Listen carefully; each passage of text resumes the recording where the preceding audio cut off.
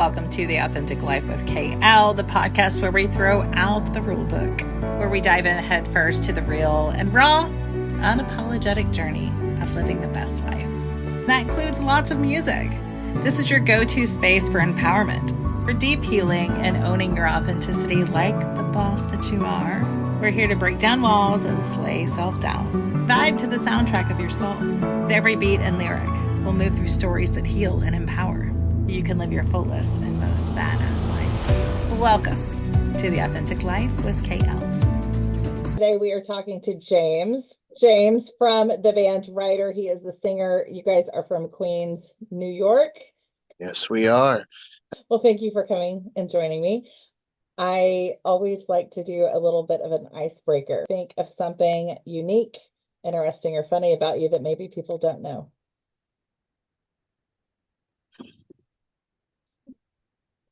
As an elective in college, I took voice acting classes. I could see that. Yeah. I could see that. I could see that. I could see that. So I want to start by you maybe telling me a little bit, or telling us about the band Ryder and kind of the journey of how it started.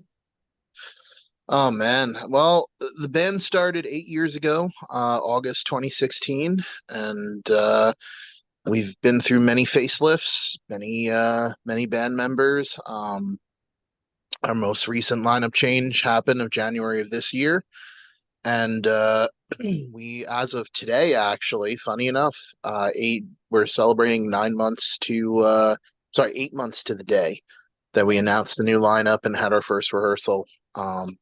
So the band now consists of myself on vocals and guitar, Max Knight on guitar, Rod Viquez on bass guitar, and Nick Bavaro on the drums. And how is that going? Going well? Oh, it's going great. I mean, like I said, I went to my doctor and he took my blood pressure and he checked my pulse. I said, "Why?" And he's like, "Well, you're so calm, you're not registering a pulse." Yeah. So I'm like, "Oh, okay. Well, I guess it's going good." So Good. No, I love to hear that. What am I saying here? What is your influence? What is your influence? Yeah, what are your influences? Well, excuse me. The band is a hard rock band. No frills, no Cookie Monster vocals, no Nikes in a dryer, kick drum patterns and stuff like that, just hard rock as it should be. All due respect to all the other stuff. I like me some Cookie Monster every now and again, but I just can't do it. And if I had to, take my song and, I mean, we're going to talk about Lilan's Lullaby later, but if I just sit there, tracked back, like it could work maybe, but I'll definitely have a sore throat after. So we're a hard rock band. Some of our influences: Guns N' Roses, Metallica, Whitesnake. I fucking love David Coverdale. He's one of the best vocalists, best frontman. His work with Deep Purple in the Mach 2 lineup. I mean, my God, Burn is a great record. Stevie Ray Vaughan, guitar idol of mine. There's so many of them, but like just that classic era, of like mid 70s to like, late 80s, early 90s, before before grunge came and we got depressed. 80s were good. The 80s and early 90s, it was a lot different music. It was about love and all kinds of stuff in all different ways. So I do love it. Many different ways, many different positions, and no consequences until 1990, and then all downhill from there. And can we briefly talk about the difference in just music industry itself? Because in videos, you saw the big buses and you saw all this crazy stuff. And now bands are in vans for the most part, just trying to make to the next date. Oh my God. Yeah, no, I mean, it's wild. I mean, back then, let me rephrase that. It's a little, It's the same, but like now more people are in the know. Back then, it was like you had the image, you had the smoke and mirrors, everything looked Yeah, good. You had the big bus, you had all that other stuff. yeah. What you didn't know is that, the band was paying for that on the back end. Hmm. So that's where a lot of the money went, Yeah, on the back end. So now you know where it's coming from, what you have to do. God, I spoke to a bus driver. And he's just like, it's like what, like two grand, 3 grand a week. Like it's not cheap. yeah. Um, back then, you had big stage setups, and now with the cost of travel and other stuff, now you got bands doing acoustic tours because it's a lot easier, less gear, and Yeah, more return on profit. yeah. Um, Buy the merch. That's where they get the money. Buy the merch. Buy the buy the merch. merch. Buy the Yes, merchandise. yes, buy our shit. Yeah, it's true. It's true. It's crazy when you think about that because it was such a huge production. And our children or grandchildren are going to look back on that time and be like, what happened? Like, how come everybody's in little tiny things all smushed together, thinking everybody travels in these big, huge, huge buses Oh all the yeah. time? Oh Yeah. yeah. No, Yeah. back in the day, you had a band like Kiss where it was just like out of this world, you Yeah. know? And now it's like, now you got fucking holograms and what the fuck? Right. Like it's Star Wars is slowly becoming a reality. I want to dive right in. You know that I have this high interest in your song Lilan's Lullaby. Can you about tell everyone else about the story of Lilan's Lullaby? It's really an unbelievable story that anyone would ever experience something like this. So I would love for you to kind of retell. Tell us about it. Of course. That song, um, to put it very, very to sum it up for people who don't want to hear the long explanation, it is a song that, it was a near death experience that I had. Be careful who you trust. Um, Trigger basically, warning. yes. Trigger warning. Yeah. Basically, I met a female, and things were going great and things were wonderful. And I was dosed. I blacked out. I don't remember a lot of stuff. And I woke up the next day and I was naked. She was naked. And I had cut marks all over my body. I didn't know what it was. Didn't look like nails. Didn't look like any other stuff. Was it just a good time? It was not just a good time. And I still don't remember fully what happened that night. Um, But yeah, I flew home, and I was about literally like 1,500 miles away. Um, and out of respect for all parties and stuff, I know I'm not gonna, oh, this is where I was, where Yeah, it yeah, yeah. happened. Um, but I got home, and I am very highly spiritual. I love Reiki. I love all that stuff. I blame one of my exes in California.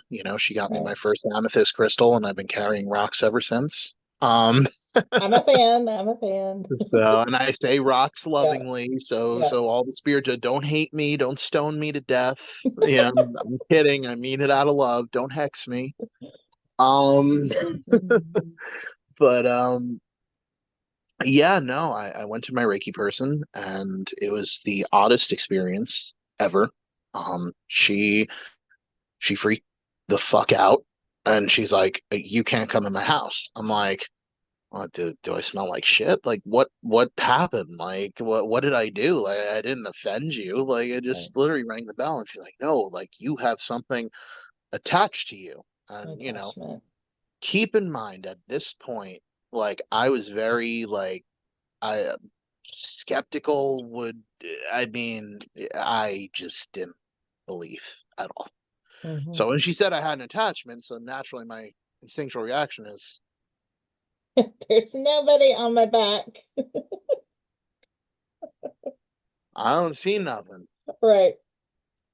Um, so I confront the person I was with, and I basically said, I'm like, so that awkward phone call. Hey, don't really remember Did what you happened. keep in touch with her after that happened, or did you just okay? You're Done. like, hell no, hell no. Um, so yeah, and nonchalantly, she basically said, yes, well, I was trying to cut your throat and sacrifice you to Lilith, but for some reason, you were too fidgety and kept moving. So for the anime fans out there, if you watch Dragon Ball Super, some call that Ultra Instinct. I don't know what the fuck happened, but by the grace of Mhm. whatever God, whatever was watching me, there is no reason why I should have made it out of that hotel room alive, but I did. I And can't believe she told you. That's so oh, surprising. I can't believe nonchalantly, like very like matter of fact, I as was if like trying to sacrifice you. It's fine. yeah, it was just like just like yeah, I was trying to kill you. I was just like what got me was just the matter of fact, like the coldness of it. Yeah. And I'm gonna preface by saying this. By me telling my story, I am in no way saying that, oh my God, just because I worship Lilith or worship, no, Yeah. this is not, this is one person. This is my story. This is my instance. I'm not, taking the paintbrush and all Yeah. of you, like, no. Yeah. No Uh, judgment it, on it. It's just a story that's being told on, yeah. yeah. Yeah. Um, so I spoke to my person and, yeah, basically what ended up happening is, started doing some stuff, lots of sage, lots of, Mhm. I think they called it a cord cutting. Just Yes. literally took yarn, bound my wrists, bound my feet, and I'm sitting there. I'm like, Jesus fucking Christ, I'm gonna end up on a rotisserie. So and here's where some weird shit happened. Mhm. So Weird. Now's where some weird yeah, stuff happens. now's the weird Okay. shit. No, this is the weird shit. This is the part where I went from being a skeptic to becoming agnostic. Mhm. Um, basically, they had me say this thing over and over again. I'm Mhm. repeating it. I'm repeating it. I'm repeating it, saying it, saying it, saying it. My voice dropped 4 fucking octaves. Mhm. It didn't sound like me. And not like this is like my normal low range is like that, right? Yeah. No, this was like, no, this is not my voice. And cut the yarn, burned it. It burned like lime green. I'm like, oh Wow. shit, it's really wow. Is that your first cord cutting that you've ever Oh yeah, done?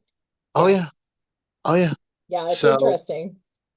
yeah, and I'm just sitting there, and my person was just like, yeah, what you had attached to you was really, Mhm. really like evil. I'm like, are we like demonic evil? They're like, oh yeah. I'm Mhm. like, So did you feel different between the time of when you flew back home and obviously the time that you went to go to your Reiki practitioner and then you called the girl to find out what she had done? Were you having I issues in between to where you were like, something's fucking wrong? not really. Yeah. Not really, because I thought it was jet lag, Okay. honestly. So for me, it was just like, okay, long flight and Yeah. sidebar where I was flying from, sorry, but fuck American Airlines. They changed their gate 25 times for me. Flying home and it was a pain in the ass. So yeah. So I thought it was jet lag. I Yeah. didn't So it think wasn't a long time, like 2 months in between or something like that. no, Okay. it was I was like it like, was you like didn't notice anything was wrong in 2 months? oh look, I'm starting instead of eating steaks, I'm now eating the cow whole. Okay. I'm drinking pig's blood. I don't know. Yeah, no. Yeah. Like, you didn't notice any like really weird things after 2 Oh months? wow, I think I might have an iron deficiency. Let me just drink this blood here. Yeah, no, that makes sense. I But was like, that would that's, be see this crossover here. Let me just there we go. No, I kid, obviously. And look, yeah, yeah, I know there are other people who have been through similar experiences. yeah, This is not, I'm not poking fun at you. I'm not doing that. Again, yeah. it's just me, No, it's you sharing I'm your not a New story. Yorker asshole. So Say it again. What did you say? no, I said I'm a New Yorker. I'm an asshole. So but So when you went back to the Reiki, did she say you were then cleared up? Did she oh yeah, kind yeah. of okay. So after that, how long, I know that this was actually, I know we're laughing right now, but Mhm. since you and I are friends, I know Of you'd said course. it was a very heavy thing for you to go through and come to Oh terms yeah. with. How long did the process take from you understanding what had happened to you doing the cord cutting to you trying to find some sort of a healing? Was the healing right after you did the cord cutting, or was that when the music came and you decided to write about it? How did that process kind of take place? It different lengths of time. Mhm. When I did the cord cutting and I found out, it was literally within like a week and a half. Okay. So it was just like as soon as I found out, I'm just like, oh Mhm. fuck no. Cord Like cut, cord cut, cord cut, cord cut. yeah, Right. I'm like, what do I gotta Yeah. do? Yeah. Do I gotta douse myself in holy water? What do I gotta do here? Yeah. And just, oh, we're gonna do this. So we did Right. this. I'm like, oh, okay. So we went, did that, and after that, it was kind of like, very, it was a period of rationalization, Hmm. just trying to process what had happened.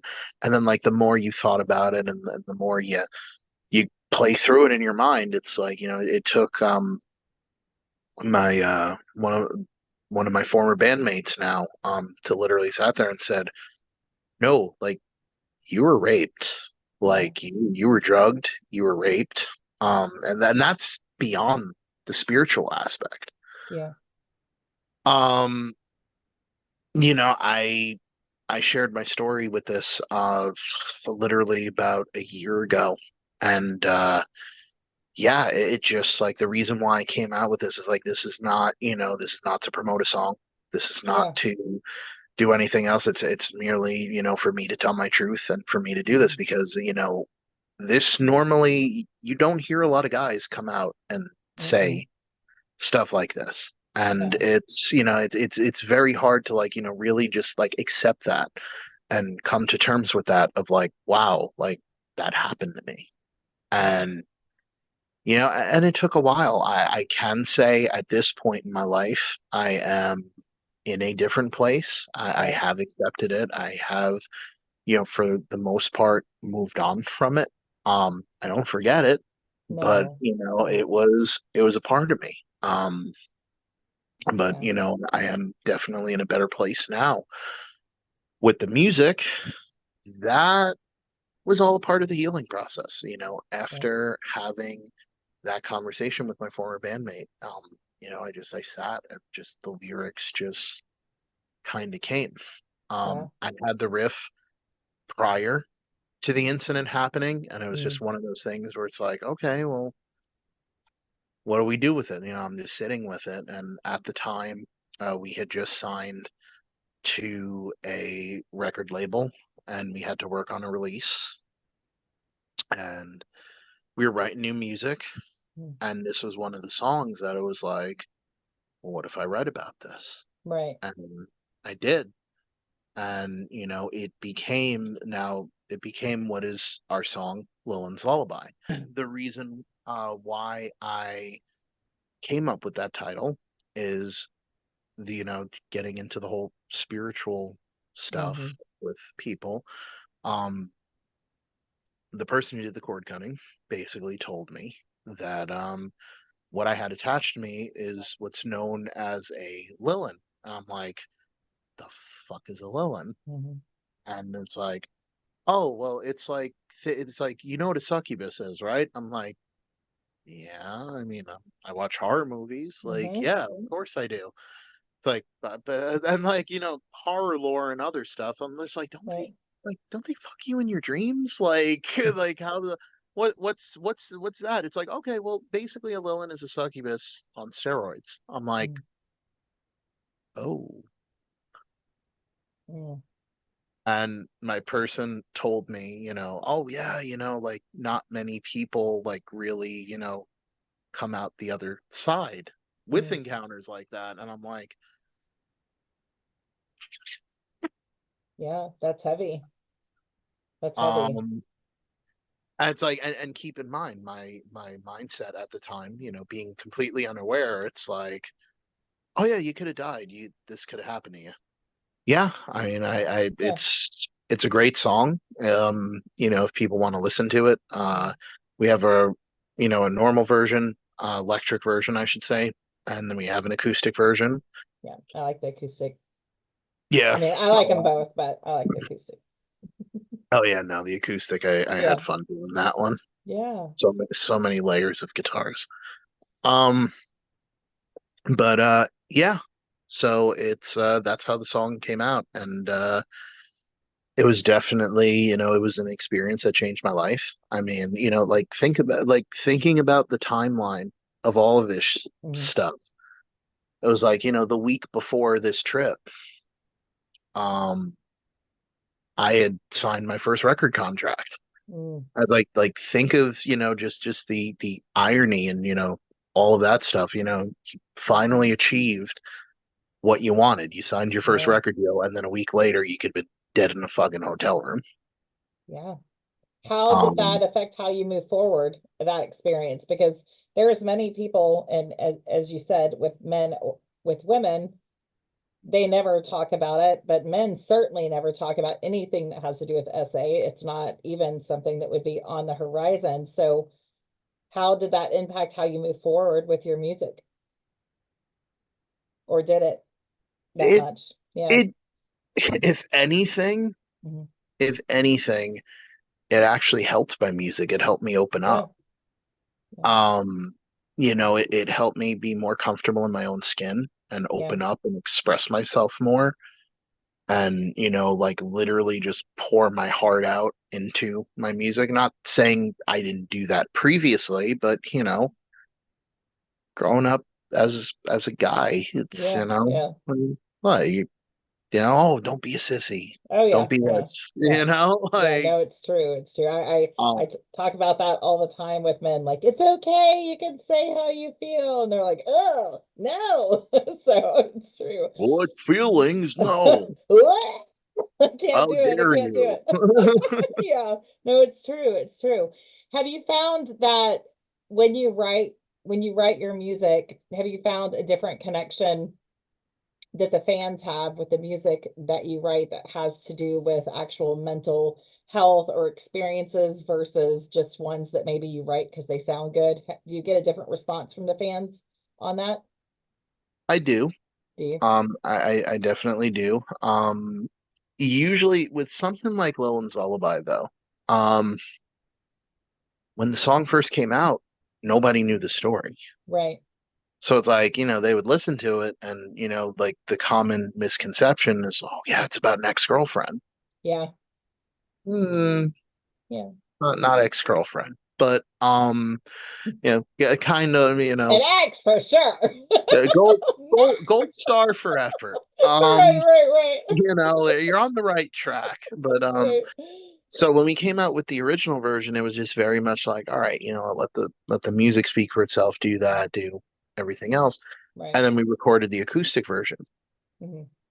And when we put that out, it was, you know, give a little context. Yeah. And, that was the first time I ever shared my story. And the first time I ever said that. And I was a complete fucking wreck.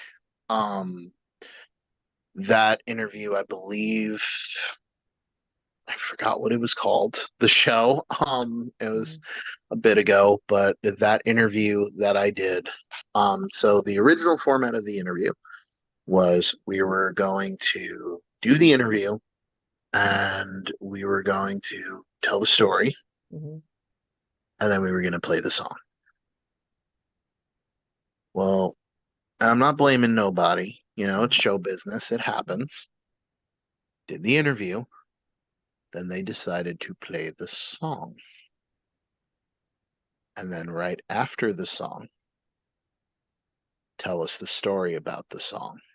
Oh, It's like after listening to the song and yeah. doing that, it was kind of like that, Mm. moment. And and look, I'm proud to admit it. I got emotional. I broke down during the interview. I got really choked up. And it was, I've had people who watched it live who said that it was one of the most difficult interviews and Mhm. that they applauded me for telling my story and they said, I Oh, love you to death, but I will never fucking watch that interview again because it is such a tough yeah. lot. Yeah. Because it was just as soon as she asked the question, it's like there was like a minute and a half of just silence. Yeah.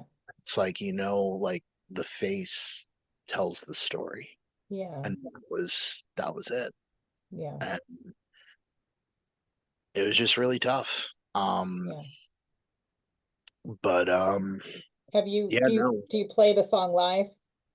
Oh, of course. Do you now separate it from I'm singing the song, I'm I do. performing versus sinking Yes. into it? Are you able to do that now? You are. Yes. Yes. Well, I was able to do it before. Wow. So yeah, I mean, so that's where I came up with the title. None. Like when the original version came out, um, yeah, we played the song, we did Mhm. whatever, and then the acoustic version just, it hit differently. And, it was a lot more intimate and it was a It is. lot more like you felt more of the pain of the Hmm. story in the acoustic version. Absolutely. So it's like that one is just kind of like, okay, like, yeah, you get a Mhm. little, some flashbacks, you get some Yeah. stuff. And it was like the first few times we played it, um, we actually only ever played it acoustically in April of this year. I never played it Oh, acoustically when it came out because okay. the people I worked with previously, well, they didn't want to play acoustic. Gotcha. And I'm like, well, that's okay. Mhm. So we didn't play it Right. till April of this year. And then we played it. And then we played it since. And it was just a lot of the sting's gone. There's been Yeah. that level of healing. There's been that level of acceptance. Yeah. And I'm very sympathetic to anyone who's ever been through any sort of trauma, whether, Hmm. not just SA or Hmm. anything else, anything. I mean, I'm an ally. Um, Yeah. you know, I don't care. I mean, look, I'm 6'6", I'm bearded, I got long Yes. hair, but you can come up to me. Yeah. I will listen. And and I think that's one of the greatest things about telling my story with that Hmm. song is that it, not only helped me get through my shit, but it Yeah. also showed other people and I've been contacted by many amazing people Mm. who said, how my story helped them, how the Yeah. song helped them. And it's like for me, that Yeah. what more could you ask for?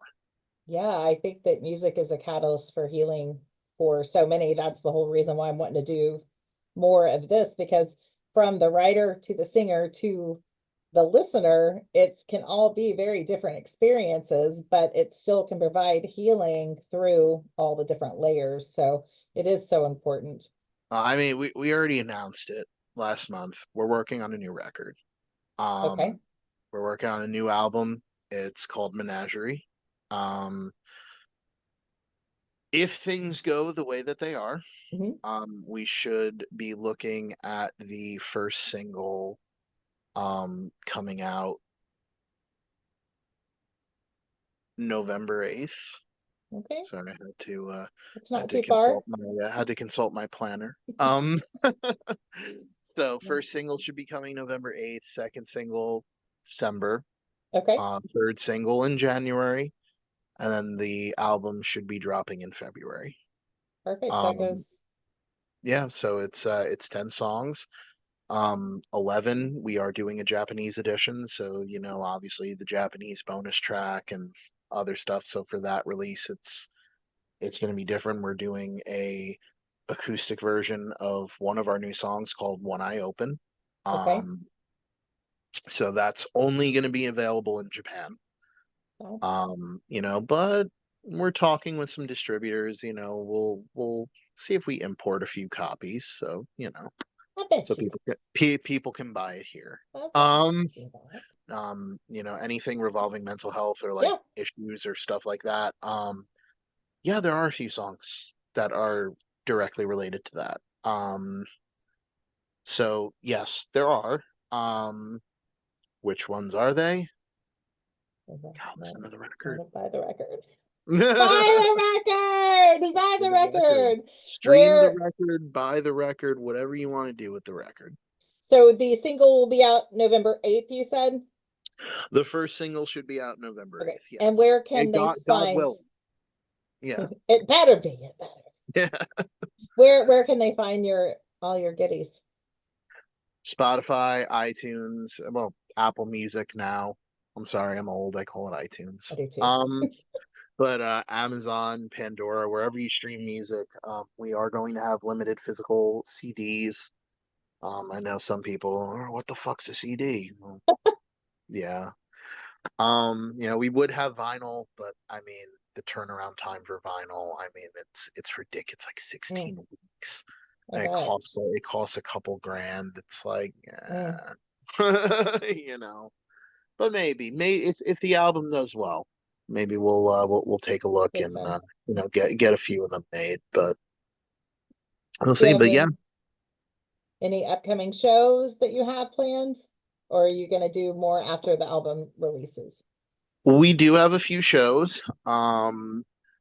Depending on when this is going to air, so I could be talking, past tense. So if we're talking future tense, if this is going to come out before September 26th, September 27th and 28th, we are going to be playing at the Stutson Street Theater in Rochester on the Okay. 27th, and then the Lancaster Motorplex for the U.S. Open racing event Very nice.